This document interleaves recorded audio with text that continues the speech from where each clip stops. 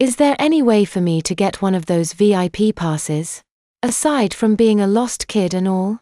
I asked Danielle as we jumped to the front of a 45 minutes long line for Disney's Brer Rabbit ride. Danielle and I were walking through the very hallways that snaked throughout the entire ride, catching glimpses of people floating through the ride itself. Nope, unless you have some terminal illness, then you can get as many as these as you want. Danielle answered to me. Well, I'll guess I better go start sucking away at car exhaust. I answered back. Danielle laughed at my joke before falling silent as we entered into the loading area of the ride. Gates hissed as compressed air flowed through them, stopping the fake plastic log carts for just enough time to let people in before it shot off on its conveyor belt. How many? 3. Okay, you lane 4, you 6. How many? 13. Bloody. Just get in the cart when you can. A voice bellowed over the loading platform. An old lady who had the whole demeanor of taking a job too seriously was pointed people to their gates as if they were cattle.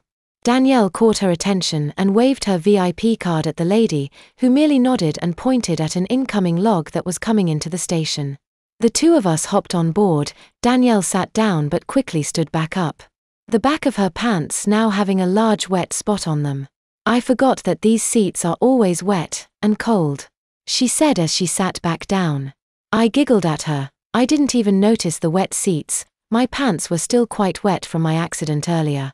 I had gotten a few funny stares, but apparently a kid in wet pants wasn't that remarkable. With a screech of rubber, our log pushed out of the station and gracefully plunged into the water. I sat disinterested at the robotic animals and leaned against Danielle as we surfed through the first portion of the ride. You're not like most kids your age, Harry, Danielle said softly to me. I felt her hand ruffle through my hair and suddenly felt very warm and safe. I didn't reply to her comment, just shrugging as I rested up against her. Without thinking, I suddenly popped my thumb into my mouth. I pulled it quickly back, my cheeks flushing again. Yeah, defiantly not your age, Danielle whispered. I was going to answer to that comment, but we suddenly had no more flat track for our log to surf on and plummeted into darkness. We rode up several bunny hop hills before splashing into a cave filled with spinning, dancing, flinging robots and fountains. Danielle and I rode on in silence as we gently lolled throughout the rest of the ride. Finally, with a lurch of rubber getting traction, we began to ride up the big hill. My body pressed against Danielle as I fell back in the seat. After what seemed like eternity, we reached the top of the hill.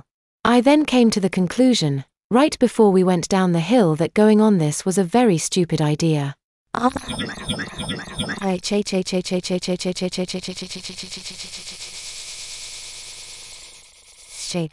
With a mammoth splash of water that soaked everything in our log. I stopped screaming when I got a sudden splash of water in my mouth. We lazily moved around a bend when I turned to look up at Danielle. Her hair was clinging to her face so that she looked like some sort of swamp monster. I giggled at her as pushed her hair out of the way, a very big smile on her face. A suddenly breeze made me shiver all over and Danielle wrapped her arms around me to warm me up. The two of us rode the rest of the ride in silence before we arrived at the docking station. Can we do it again? I asked Danielle. Maybe later. I think your diaper is ready to explode now, she said, pointing down to pants, which had bulged considerably.